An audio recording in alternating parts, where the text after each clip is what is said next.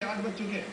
वैसे वक्त तो अखबार पढ़ने का, लेकिन दफ्तर और स्कूल की भाग में शायद आपको वक्त न मिल पाए, तो कोई बात नहीं। मैं ऋषि उपाध्याय लेकर हाजिर हूँ आज के अखबार की तमाम सुर्खियां, वो खबरें जो कल दिन भर देश प्रदेश में छाई रही, जिनकी हलचल आज भी है, या फिर आज जो कुछ भी देश प्रदेश में होने जा रहा है, उन तमाम खबरों की हम तफसील से बात करेंगे, उन पर चर्चा करेंगे, उनका विश्लेषण करेंगे। और इन तमाम खबरों पर बात करने के लिए, उन्हें गहराई से समझने के लिए हमारे साथ आज मौजूद है श्याम सुंदर शर्मा जी, जो कि वरिष्ठ पत्रकार है। स्वागत है शर्मा जी आपका। और चलिए बिना देर किए अब शुरू करते हैं अपना आज का कार्यक्रम सुर्खियां।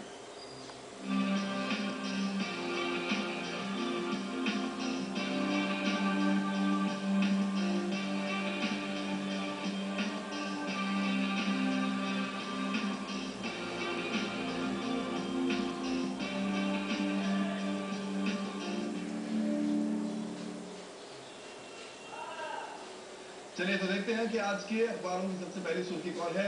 दैनिक भास्कर में राहुल गांधी के टोंक दौरे से के संबंध में पहली खबर है। इसके अलावा राजस्थान पत्रिका में मौसम के साथ राहुल गांधी के टोंक दौरे की खबर है। अगर कुछ अंग्रेजी अखबारों का रुख करें तो यहाँ डीएनए भी यही खबर लिए हुए है सुर्खियों के तौर पर। चलिए खबर बता देते हैं अपने दर्शकों को।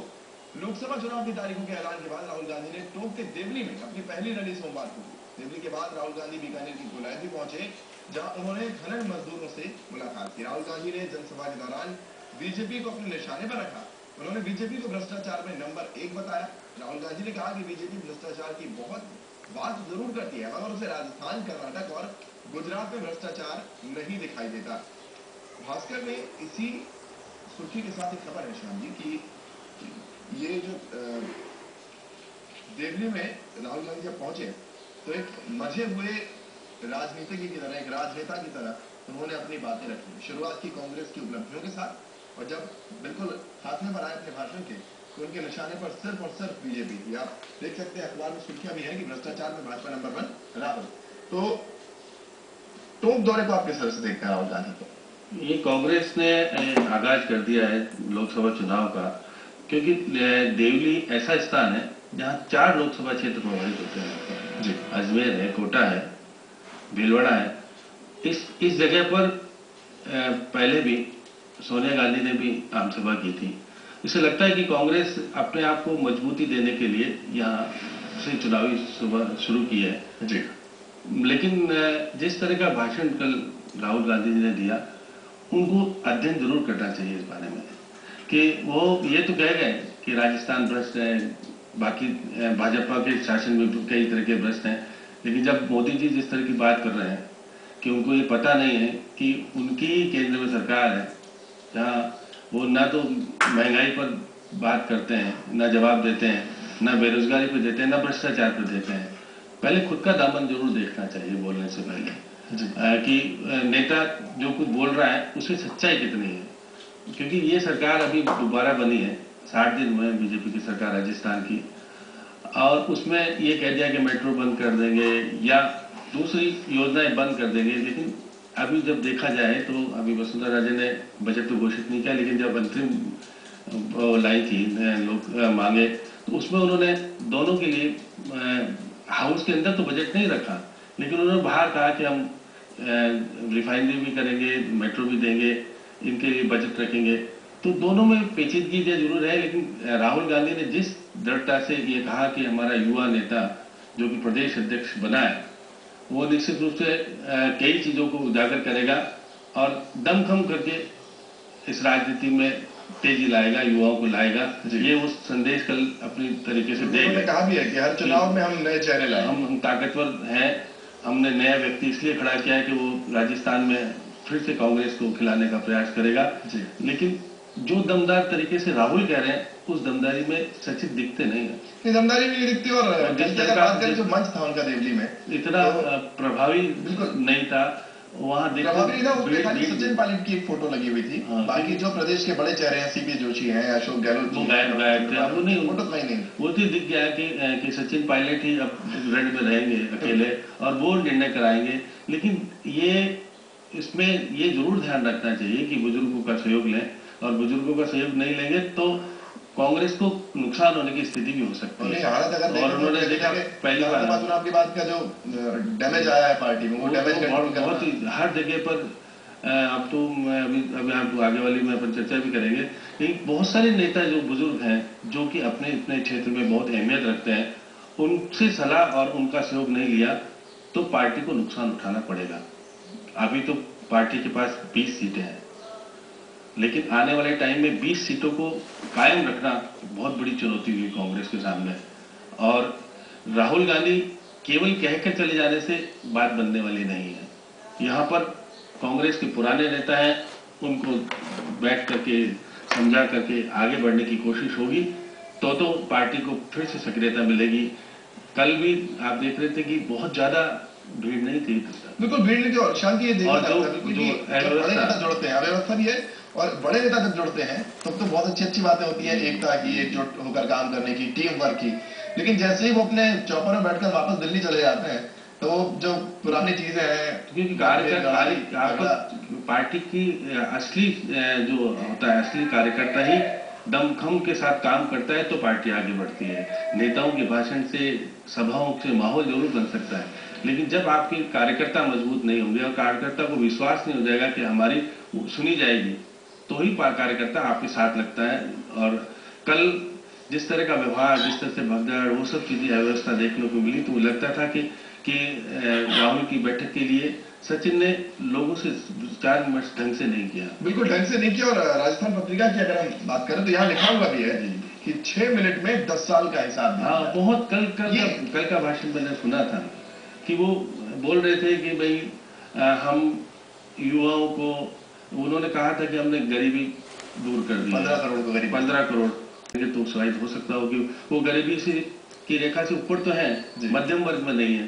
तो वो चौकीदार, जो छोटे छोटे लोग हैं, उनको अपनी तरफ पक्ष में करके अपने रण तैयार करके वो जीतने की कोशिश करने की बात करते हैं। बिल्कुल, लेकिन फिलहाल जो आपने बात अभी कही थी कि जो बुजुर्ग हैं उन पर ध्यान देना जरूरी है। खबर इसके ठीक बगल में है, विधायक भंवरलाल के बाबावती बोले, इस पर हम आएंगे, लेकिन एक जो खबर है इस पर हमारा ध्यान थोड़ी पहले गया था। भास्कर में पेज नंबर 4 पर यह खबर है, बीजेपी 5 सीटों पर महिला प्रत्याशी उतार सकती है। दर्शकों को बता दें कि दरअसल ये पूरी खबर क्या है। दरअसल राजस्थान में बीजेपी अपने 25 लोकसभा प्रत्याशियों में से 5 सीटों पर महिलाओं को प्रत्याशी बना सकती है। रायशुमारी में प्रदेश की 25 सीटों में से 19 पर महिलाओं की दावेदारी भी सामने आई है। पिछली बार बीजेपी से कोई भी महिला प्रत्याशी जीत नहीं सकी थी, जबकि कांग्रेस से 3 महिलाएं सांसद बनकर संसद पहुंची थी। और अब ऐसे में यह खबर शांति कि 5 सीटों पर अगर बीजेपी महिला प्रत्याशी उतारती, हालांकि 19 महिलाओं की दावेदारी है, कितना फायदा या नुकसान? मेरा मानना है कि क्योंकि अब महिला मुख्यमंत्री खुद है, निर्णय उनको भी करना है, लेकिन वो चाहेंगे कि उनका मिशन 25 कहीं फेल नहीं हो, तो कोशिश ये करेंगी कि जीता हुआ कैंडिडेट हो, चाहे महिला हो चाहे पुरुष हो, वो कोशिश ये करेंगे कि महिलाओं की, क्योंकि 19 पर दावेदारी की है, जयपुर ग्रामीण में, चित्तौड़ में, आपके राजसमंद में, बाड़मेर में, बहुत जगहों पर, झुंझुनू में, बहुत जगहों पर महिलाओं ने अपनी दावेदारी तो की है। लेकिन वसुंधरा को जब तक ये विश्वास नहीं हो जाएगा कि हमारी जीत सुनिश्चित है, उसी महिला को वो टिकट देंगे, चाहे भले उनको कुछ भी करना पड़े। उसमें बहुत सारे तो विधायक भी हैं, जैसे किरण माहेश्वरी राजसमंद से मांग रही है, उनको पहले अजमेर से लड़ाया था, चुनाव हार गई थी। इसके अलावा संतोष अहलावत झुंझुनू से टिकट मांग रही है। दिया कुमारी जो कि विधायक है, वो सवाई माधोपुर से टिकट मांग की बाद लोकसभा का टिकट मांग रही है, लेकिन वो चाहती तो जयपुर से भी है। उनका अंदर तो कहते हैं कि वो जयपुर से लड़ जाए, लेकिन क्योंकि जीत किस प्रकार से सुनिश्चित हो, जयपुर में नीता खेतान की बात भी आ रही है सामने। इसके अलावा सील धाबाई को जयपुर ग्रामीण की बात भी कर रहे हैं कि सील धाबाई जयपुर ग्रामीण से लड़ जाए। सुमन शर्मा को जयपुर शहर से उतारने की बात भी हो रही है। लेकिन सब जगह उतारने की बात हो रही है, लेकिन वो गुप्त रूप से वसुंधरा राजे ये कैलकुलेशन जरूर कर रही है कि ये जीता हुआ है तो निश्चित रूप से वो टिकट देंगी। केवल महिला के नाम पर टिकट देने वाली इस बार नहीं है वो, लेकिन हाँ निश्चित है कि 2-3 महिलाओं को टिकट मिलेगा राजस्थान से बीजेपी का, और जीते वो हम तो ये कहते हैं कि अच्छे कैंडिडेट बन के जीते। होता है, ये देखने वाली बात रहेगी। अभी 5 महिलाओं की बात है। चलिए हम जिस खबर पर बने हुए थे उसके ठीक उस लिंक जो खबर है उसकी हम बात कर लेते हैं। विधायक भंवरलाल के बगावती बोल, राहुल को ज्ञान नहीं। हम इस खबर पर थे और खबर जो है दरअसल अपने दर्शकों को एक बार फिर बता दें। इससे जुड़ी हुई खबर है कि राजस्थान के कांग्रेस विधायक भंवरलाल शर्मा ने दिल्ली में वसुंधरा राजे से मुलाकात की है।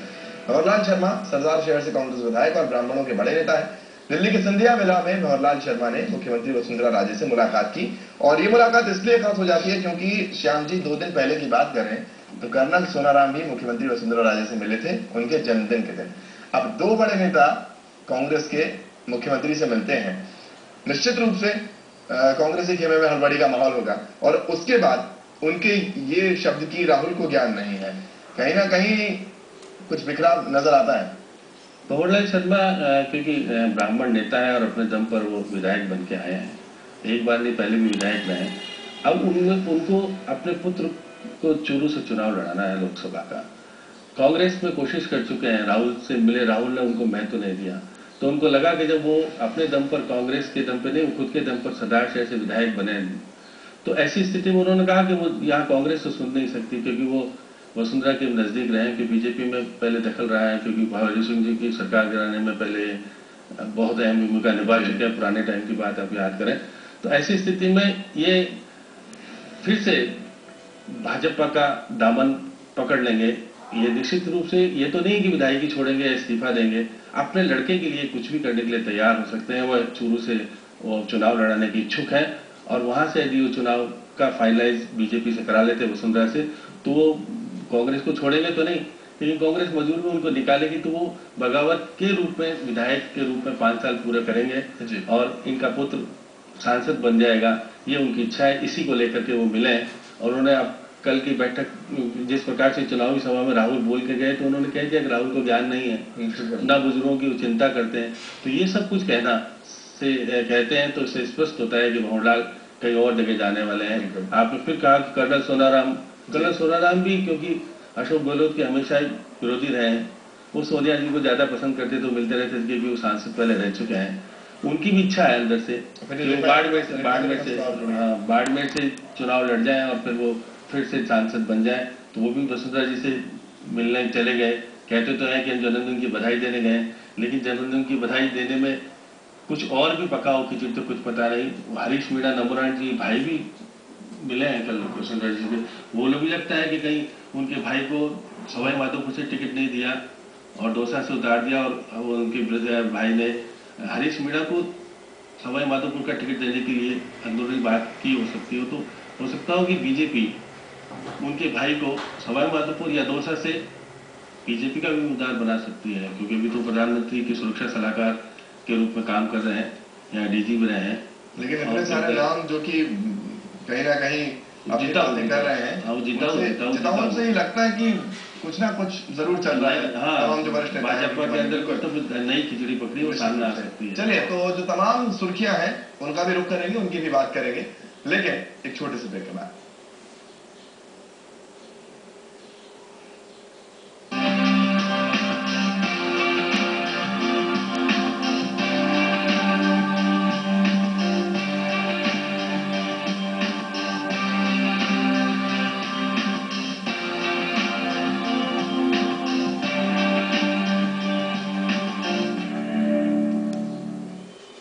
Naib Mila Skin Cream.